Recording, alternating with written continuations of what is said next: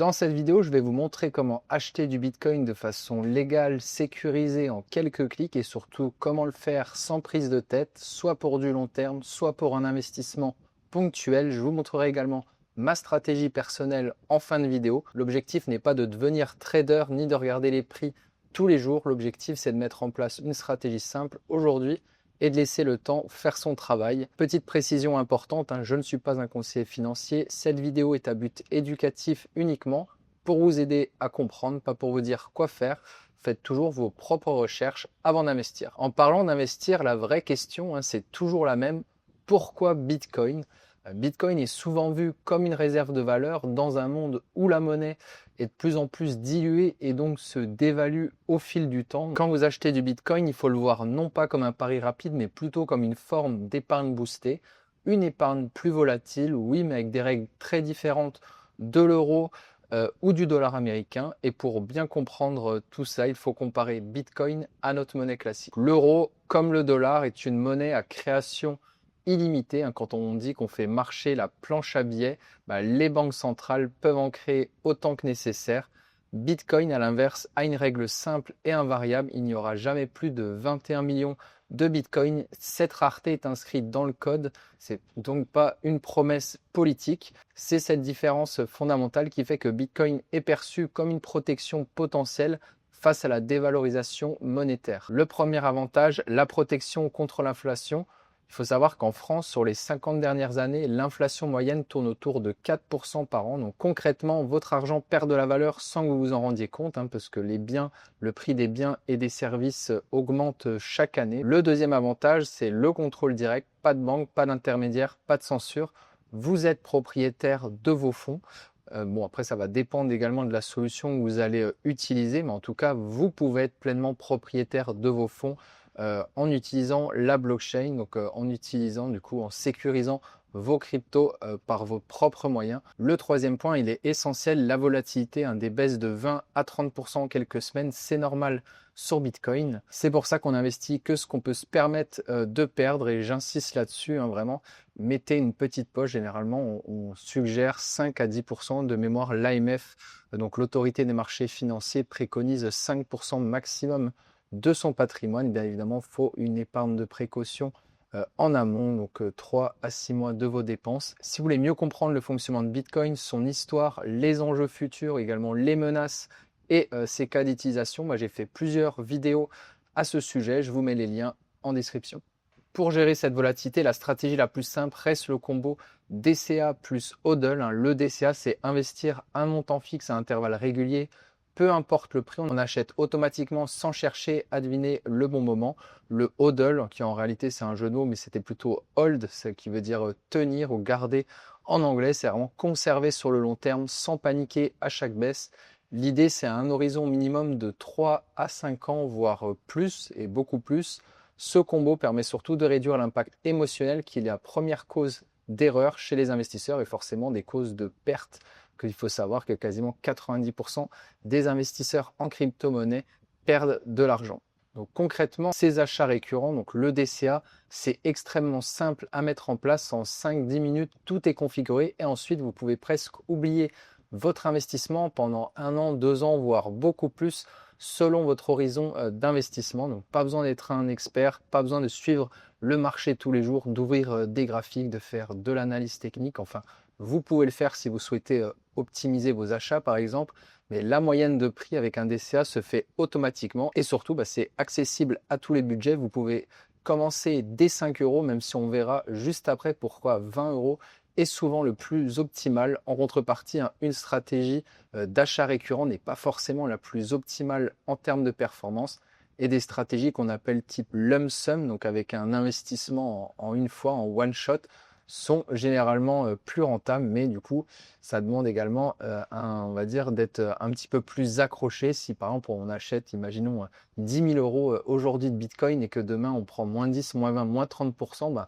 comment allez-vous réagir à ces baisses? Est-ce que vous allez en racheter ou vous allez, par exemple, subir à la panique et du coup, vendre vos Bitcoins en perte. Et justement, c'est cette stratégie qui vient du coup éviter de prendre de mauvaises décisions. Personnellement, j'utilise Bitstack. Après, j'utilise pas que cette application dans mes stratégies crypto, mais en tout cas sur le long terme, Bitstack fait partie du coup de ma stratégie. Donc si vous ne connaissez pas, hein, c'est une application réglementée PSAN, qui est prestataire de services sur actifs numériques, enregistrée auprès de l'AMF, donc l'autorité des marchés financiers. C'est eux qui régissent, hein, qui sont un petit peu les gendarmes du coup de la finance en France.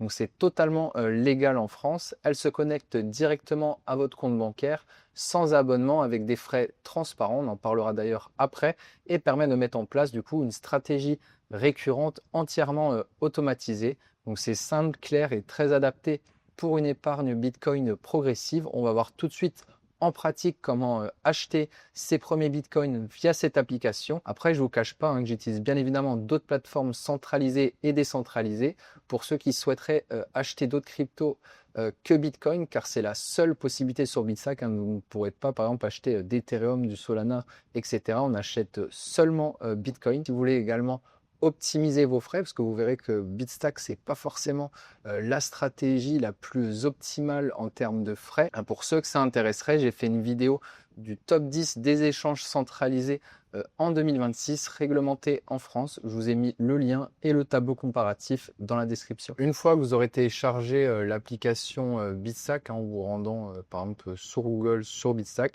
si vous n'avez pas encore téléchargé l'application, sachez que dès 100 € accumulés en Bitcoin, vous recevrez 5 € de bonus en Bitcoin en utilisant mon lien de parrainage en description. C'est un modèle gagnant-gagnant. Si vous utilisez mon lien, je vous remercie en tout cas pour votre confiance. Une fois que vous aurez téléchargé l'application, vous allez cliquer sur ouvrir et du coup il va falloir s'inscrire. Vous allez rentrer votre numéro de téléphone personnel dans l'endroit prévu à cet effet. Donc normalement, hein, Bitstack est disponible dans plusieurs pays d'Europe, comme bien évidemment la France, Belgique, Allemagne, Autriche et autres. Il faudra voir dans les conditions générales ou sur le site de Bitstack. Donc, vous allez rentrer votre numéro de téléphone, vous allez ensuite recevoir un code à 6 chiffres. Il faudra ensuite du coup rentrer ce code et on va ensuite vous demander de procéder donc à votre vérification d'identité. Donc il faudra bien évidemment prouver par exemple avec soit une carte d'identité, un permis ou un passeport en cours de validité à votre nom. On va aussi vous demander sûrement de faire un selfie, hein, pour vérifier que c'est bien vous qui procédez du coup à l'inscription. Vous êtes bien par exemple résident fiscal français. On va aussi vous demander de connecter votre compte bancaire. Donc après, ça va dépendre de vous comment vous souhaitez le faire. Soit moi, il va me connecter directement à mon compte parce que j'ai déjà un compte.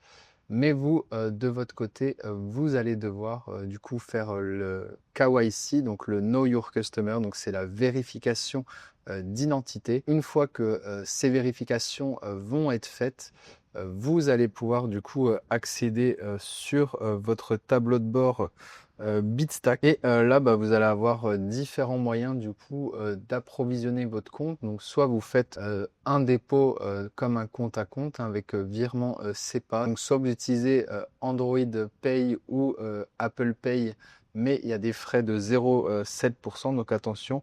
Ou vous faites comme moi et vous connectez par exemple directement votre compte Bitstack à votre banque. Donc par exemple, je pourrais faire synchroniser un compte bancaire. Par exemple, si je sélectionne Hello Bank, donc vous allez suivre la procédure que demande Bitstack. Il va vous forcer à ouvrir votre application Hello Bank. Et du coup, vous allez recevoir une validation par clé digitale pour se connecter. Du coup, c'est une demande par un intermédiaire de Bitstack. Donc on va confirmer. On est bien connecté du coup à Hello Bank. Normalement, on va rebasculer sur Bitstack et là, je vais voir mon compte Hello Bank apparaître. Et donc, on voit bien apparaître du coup le compte Hello Bank. D'ailleurs, si vous voulez aussi déposer différemment, vous pouvez aussi déposer du coup par virement bancaire, hein, par Apple Pay ou directement par carte bancaire. La meilleure méthode, c'est de connecter directement son compte pour éviter les frais et surtout si vous voulez faire des achats récurrents, ça sera la façon la plus simple. Du moment que vous avez des fonds sur votre compte bancaire, ça viendra puiser directement. Donc il n'y aura pas besoin à chaque fois d'approuver ou de refaire manuellement la transaction. Après, si c'est un achat ponctuel et que vous ne souhaitez pas acheter toutes les semaines ou tous les mois, bah, vous pouvez faire par exemple directement un virement bancaire en une fois et acheter directement vos bitcoins. Et du coup, bah, moi, par rapport à ma stratégie, donc par exemple, vous pourrez, si vous le souhaitez, acheter des bitcoins. Donc, par exemple, vous pourrez le faire directement par carte si vous le souhaitez. Si vous avez, par exemple, faire un virement, imaginons, de 100 euros sur votre compte en euros, vous allez voir ici apparaître dans disponible 100 euros. Donc, pour acheter directement vos bitcoins dessus ou le faire avec Apple Pay, ça c'est à vous de voir. Mais dans mon cas, moi, là où je trouve plutôt assez intéressant Bitstack. Vous avez du coup deux choix de le faire, ben plutôt trois choix. C'est soit vous le faites en virement ponctuel, comme je viens de vous montrer, et en gros, vous achetez, imaginons 100 euros de Bitcoin ou 500 euros de Bitcoin. Soit vous pouvez le faire avec les arrondis. À chaque fois que par exemple, vous allez dépenser un café, par exemple, à 2,60, Bitstack, il arrondit cette dépense à 3 euros. Donc, du coup, vous allez épargner 40 centimes. Donc, à chaque fois que vous allez payer par carte quelque chose, si vous utilisez très peu votre carte une semaine et une autre semaine, vous allez utiliser énormément votre carte, ben, c'est vrai que du coup, les montants vont varier. Donc, c'est vrai, au début, j'avais choisi cette approche qui était plutôt intéressante. Il faut savoir qu'il n'achète pas à chaque fois. Il fait plutôt le cumul à la fin de la semaine, donc généralement le dimanche soir, et il vous achète en une fois donc chaque semaine. J'étais parti sur cette solution et en fait je suis passé plutôt en achat récurrent sans me prendre la tête. Donc le prochain achat, ce sera le 26 janvier, donc d'ici 3 jours. Moi j'ai mis 20 euros. Vous avez aussi la possibilité de faire un récurrent intelligent. Donc moi personnellement, c'est ce que j'avais fait. On peut sélectionner selon son profil, prudent, modéré ou dynamique.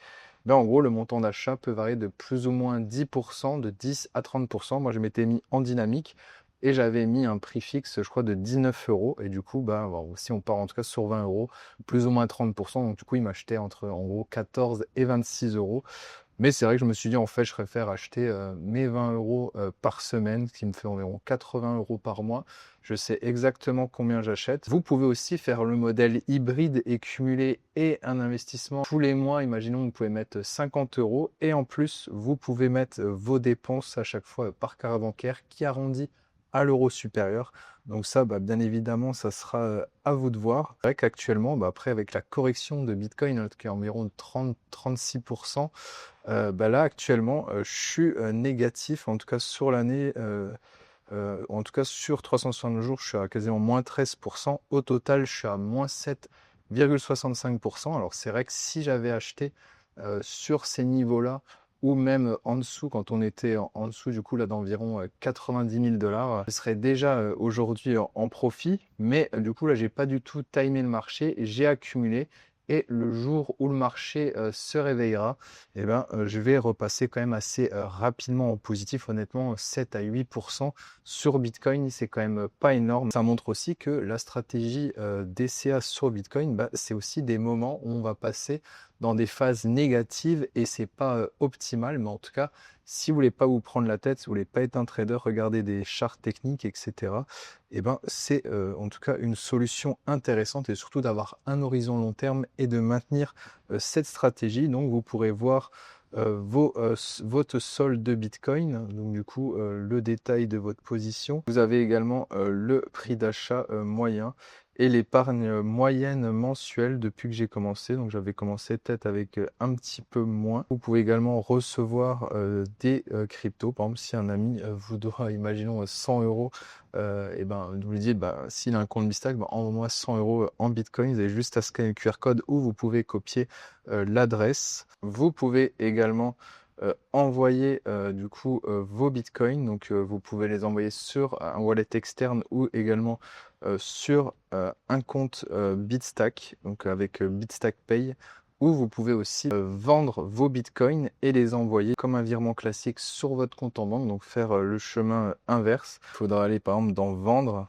Et là, par exemple, bah, je pourrais vendre tous mes bitcoins contre des euros. Alors là, je suis négatif, donc pour le coup, j'aurai pas d'imposition, mais n'oubliez pas que vous êtes imposable à partir de 305 euros de plus-value par an. Donc imaginons vous avez mis 10 000 euros en Bitcoin, vous êtes à 30% de plus-value, donc vous êtes à 3 000 euros de plus-value, bah, vous allez payer du coup en gros 30%, même 31,4% en 2026 sur ces 3 000 euros, ce qui fera environ 900 euros et quelques d'imposition l'année suivante. Donc attention à ça. Et donc ici, bah, vous pourrez voir votre activité. Et là, vous voyez, à chaque fois, ça m'a fait mes achats récurrents. Et on peut voir le détail des frais. Donc là, j'ai eu en gros 29 centimes de frais. Donc c'est vraiment le minimum du coup à chaque achat. Ma stratégie est volontairement simple, 20 euros par semaine, soit environ 80 euros par mois, investis automatiquement. Les frais sont de 1,49% début 2026. Les frais, bien évidemment, peuvent évoluer, ce qui représente environ 1,20 euros de frais par mois. Donc, c'est prévisible, transparent et du coup intégré dans ces 80 euros. Mon objectif est d'accumuler environ 2000 euros de Bitcoin, puis de transférer progressivement vers un cold wallet comme Ledger pour une sécurité maximale. Bitstack est parfait pour démarrer, surtout démarrer le plus rapidement possible. Bien évidemment qu'il y a aussi des risques chez Bitstack parce qu'on n'est pas propriétaire de nos clés privées, donc ça reste quand même centralisé. Et en cas de hack, par exemple, de Bitstack, on pourrait avoir une perte partielle ou totale de nos fonds, car on ne possède pas réellement nos cryptos, mais en tout cas, on peut les retirer sur des portefeuilles externes. Et d'ailleurs, c'est des retraits qui sont gratuits, donc ça, c'est vraiment très intéressant. Et personnellement, pour pallier à ce problème, bah, je vous suggère, dès que les montants deviennent significatifs pour vous, un cold wallet, donc un hardware wallet type Ledger, bah, devient essentiel pour être pleinement propriétaire de vos fonds et renforcer votre sécurité. Côté frais, c'est important d'être clair, les virements SEPA sont gratuits. En revanche, les paiements par carte ou Apple Pay ajoutent environ 0,7%, donc à éviter. Mais en tout cas, voilà, quand vous allez connecter votre compte bancaire comme moi je l'ai pu faire directement à l'application Bitstack, vous avez zéro frais. Bah, vous avez bien évidemment les frais d'achat de Bitcoin, mais il n'y a pas de frais supplémentaires. Et sur les achats, les frais sont dégressifs. En dessous de 250 euros d'achat de Bitcoin par mois, on est 1,49%. Donc moi, personnellement, avec mes 80 euros, je me situe dans cette tranche. Par exemple, faites attention parce qu'en dessous de 20 euros par achat, le frais fixe de 29 centimes vous pénalise. Par exemple, un sac. Moi, j'ai pensé des fois à me dire, ah bah tiens, je pourrais par exemple acheter, imaginons 1 euro tous les jours. À chaque fois que je vais acheter 1 euro, j'aurai quand même 29 centimes pour chaque achat. Donc le jeu n'en vaut vraiment pas la chandelle. Donc je vous suggère en tout cas des achats minimum de 20 euros. Et pour résumer, bah, commencez petit, ayez vraiment un horizon long terme, puis essayez de vous renseigner également sur Bitcoin. Vous allez entendre beaucoup de choses, mais également la menace quantique. Bien évidemment que c'est un risque pour votre investissement futur, mais il faut se renseigner, il ne faut pas croire tout ce qu'on lit dans la presse. Moi personnellement, si j'investis dans Bitcoin depuis 2020, c'est bien pour une raison, c'est parce que j'ai des convictions et c'est vrai que j'en ai de moins en moins avec notre système monétaire actuel. C'est vraiment une bonne solution pour automatiser vos achats, accepter la volatilité et donner du temps à votre investissement. Un Bitcoin n'est pas un sprint, c'est un marathon. L'important, ce n'est pas le timing parfait, mais la régularité et la patience. Et surtout, bah, n'investissez jamais plus que ce que vous êtes prêt à voir fluctuer. La volatilité fait partie du voyage en crypto. Et en tout cas, si cette vidéo vous a plu, n'hésitez pas à mettre un petit like, à poser vos questions en commentaire et à vous abonner. Ça m'aide beaucoup à faire du contenu de ce type. D'ailleurs, bah, je vous invite à parcourir les autres vidéos de ma chaîne. Je pense qu'il y en a qui devraient vous intéresser si celle-ci vous a plu. Et je vous dis à la semaine prochaine pour une autre vidéo. Ciao!